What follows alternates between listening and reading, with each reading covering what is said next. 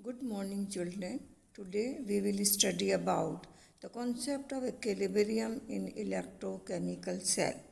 In an electrochemical cell, a reversible redox process takes place. For example, in Daniell cell, zinc with copper ion gives zinc ion and copper.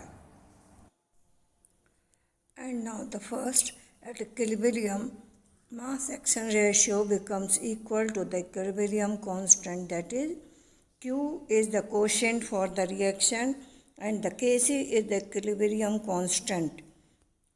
The second point, oxidation potential of anode is equal to reduction potential of the cathode.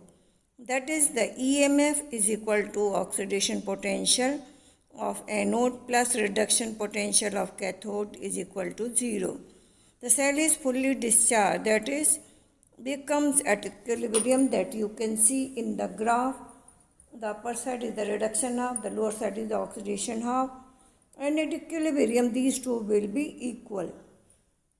So at equilibrium, the potential of both electrodes becomes equal and current stops flowing in the circuit.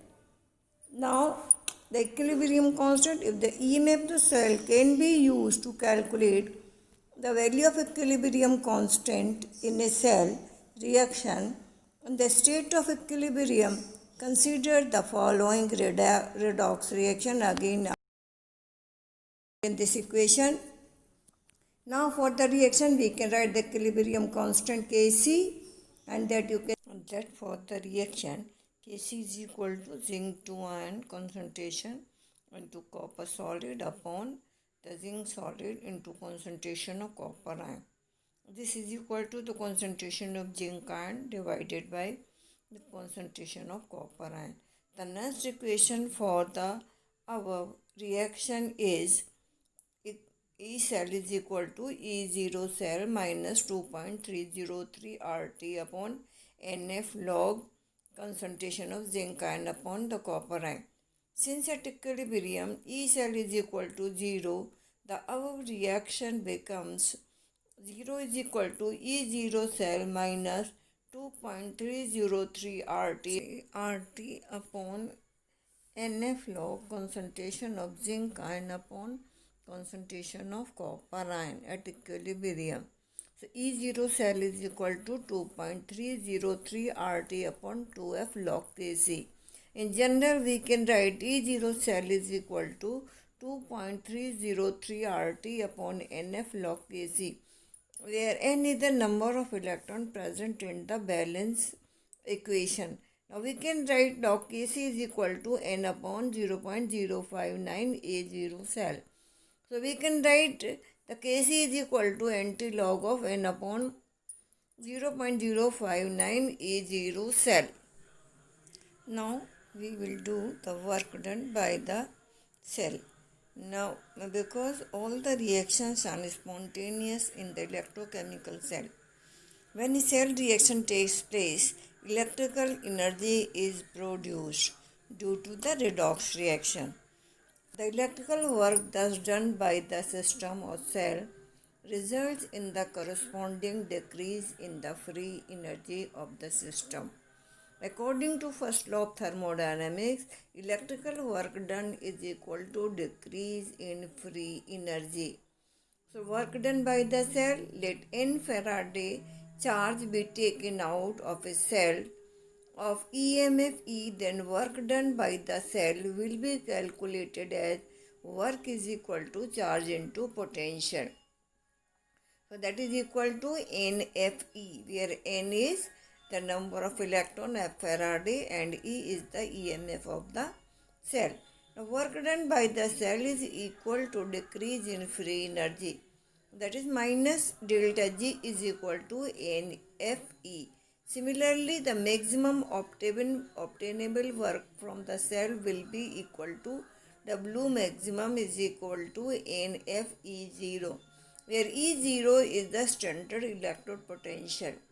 Now we can show the relationship between the equilibrium constant, free energy and E0 cell. You can see in this diagram the equilibrium constant, that is related to the delta G, that is delta G is equal to minus NFE0, and the delta G0 for the cell, then E0 is equal to 2.303 RT log Kc upon NF. So you can see the different relationship between the delta G, Kc and the maximum electrical work done through this diagram, and you can remember it. Now we see some example for it. The first example is for the cell. The cell is between magnesium and silver ion, and then calculate the equilibrium constant at 25 degrees Celsius and maximum work that can be obtained by operating this cell. E0 for the magnesium electrode is minus 2.37, and for silver is 0.8 volt. Now we can write A0 cell is equal to 0.8 plus 2.37 is equal to 3.17 volt. Now log Kc is equal to Ne0 cell upon 0.059. This is equal to 2 into 3.17 upon 0.059, which is equal to 107.2758. Now Kc is equal to 1.89 into 10 to the power 107. Now we can find out the maximum work done, which is equal to minus delta G. Now this delta G is equal to NFE0, that is equal to 2 into 96,500 into 3.17 upon 17 is equal to 611,810 joules. So in this way we can find out the maximum work done by the cell, because the E0 of the cell we have already determined. So we can find out the value, and the Kc we take the antilog of the value 107.2758. Now we'll see in another example. Predict if the following reaction, the reaction is cell is feasible or not, and then the cell is given with the copper ion plus silver will give copper plus silver ion, and then the E0 for the silver electrode is 0.8 volt, and for copper is 0.34 volt. Now for E0 for the redox process for the cell is equal to E0 for the reduced species minus E0 for the oxidized species. That is cathode minus anode, then it is equal to 0.34 minus 0.8 volt, then it is equal to minus 0.46 volt. The negative value of E0 redox process shows that the reaction is not feasible, because when the delta G, the E cell will be equal to negative, then the cell is not feasible or the reaction is not feasible, because always the EMF of the cell should be positive. Now we will see the another example.